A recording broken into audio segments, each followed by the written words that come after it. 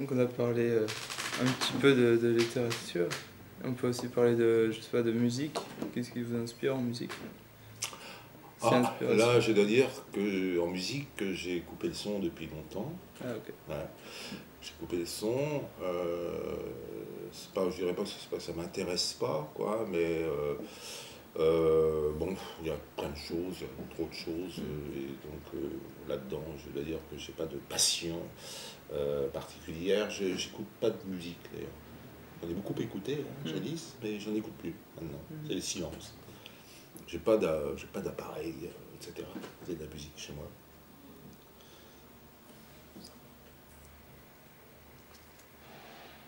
Et on n'a pas vraiment parlé de la vie que vous avez eue à part avant la banalise, avant Ouais. cette effervescence. Ouais. Qu'est-ce qu'il y a eu? Qu'est-ce que vous avez été? Qu'est-ce que vous serez dans 10 ans? Qu'est-ce qu'il y a eu de marquant Oui, avant? oui, un peu de... Bah, moi, je fais partie de la génération 68. Donc, évidemment, alors que sans doute que je me préparais une vie parfaitement normale, à faire des études sérieusement et à trouver un travail à la fin de mes études, bah, ça a été un peu compliqué par le fait que j'avais 20 ans et j'étais en première année de fac en 1968. Donc ça a laissé quelques traces. Donc ça fait que bah, d'abord mes études ont été un peu plus compliquées que sans doute ça aurait été souhaitable au départ. J'ai changé de cap et puis voilà, moi je faisais des études de droit au départ, et puis finalement les événements de mai 68 m'ont amené à bifurquer vers la science politique où j'étais quelqu'un qui travaillait sur des objets un petit peu particuliers, un petit peu originaux. Et puis bah, c'est comme ça que je me suis fait remarquer également dans le domaine universitaire et puis que bah, j'ai pu y travailler quoi, ayant un poste dans ce domaine-là. Et ça marche pour vous, les études, enfin, faire étudier à des étudiants, ça se passe bien, comme vous l'entendez? Ouais, oui, quand même, oui. Quand même, oui.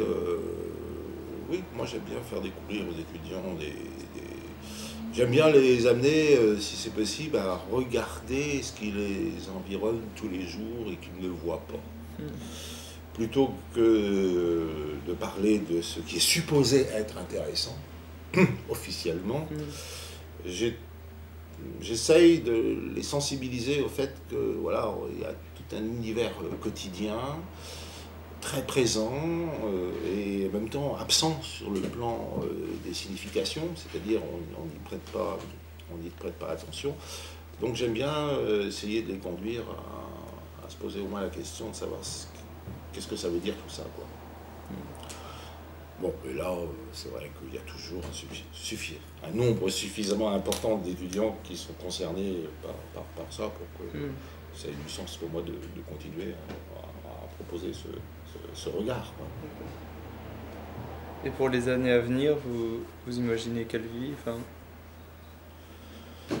À vivre, ben, je sais pas, j'imagine, j'ai pas de projet de vie particulier. Hein, voyage, un peu de voyage. Comment Voyage. Moi, j'ai toujours pas mal circulé quand même. Hein, j'ai toujours pas mal circulé, même pas nécessairement en allant très très loin, quoi. Hein, mais bah, je suis toujours nomade, moi je bouge toujours. Hein, c'est rare que je passe 15 jours au même endroit. Hein, en général, je bouge, quoi. Et là, vous allez faire quoi en Crète? Passer des jours heureux? Ouais, oui, des jours tranquilles. Mais c'est un endroit très sympathique aussi, parce que c'est un endroit, là où je vais, en Crète en tout cas, c'est un endroit où, disons que le tourisme est resté modéré. Donc on peut observer aussi une sorte de vie quotidienne méditerranéenne, assez sympathique. J'aime bien, c'est pour ça que j'y vais. D'accord. C'est pas tellement pour le soleil et pour les plages. C'est plutôt parce que c'est un endroit tranquille, où il y a des gens tranquilles, où il y a des gens qui sont encore des gens ordinaires, qui ne sont pas dans la représentation. Et donc, voilà, ben, j'aime bien me retrouver dans des endroits comme ça. Il y a toujours des observations assez marrantes à faire.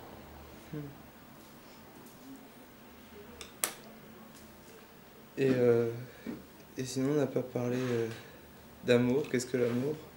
Oh là, c'est une affaire, je dirais, aléatoire. Hein. Moi, je ne pars pas avec une idée préconçue de l'amour. Voilà. Je crois que ça se découvre à travers différentes rencontres. Chaque rencontre enrichit l'expérience qu'on peut avoir de l'amour. Je n'ai pas d'une représentation a priori de l'amour.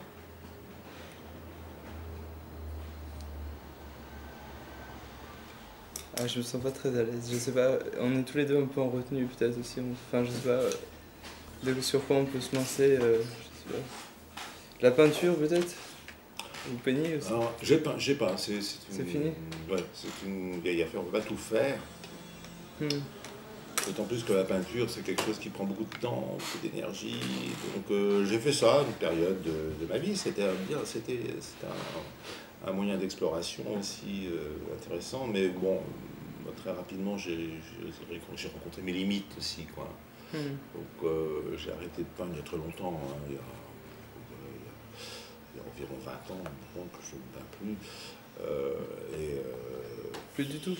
Non, j'ai repris les pinceaux ponctuellement, quoi, hein, mais pour constater d'ailleurs que ça n'avait pas avancé, quoi. Que j'avais répété des choses que je connaissais.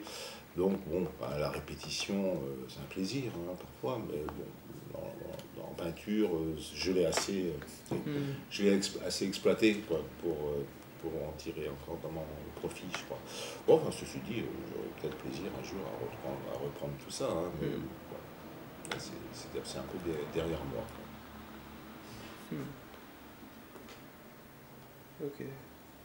Là, ça pourrait être intéressant de se croiser un jour en Crète ou sur un autre continent si je voyage et qu'on se retrouve ailleurs. Ouais, bah, il faut regarder, il y a toujours plein de choses à voir, surtout les choses qui ne sont pas répertoriées, les choses qui ne sont pas enregistrées, comme devant être vues. Parce qu'en général, on va toujours voir ce que d'autres ont déjà vu.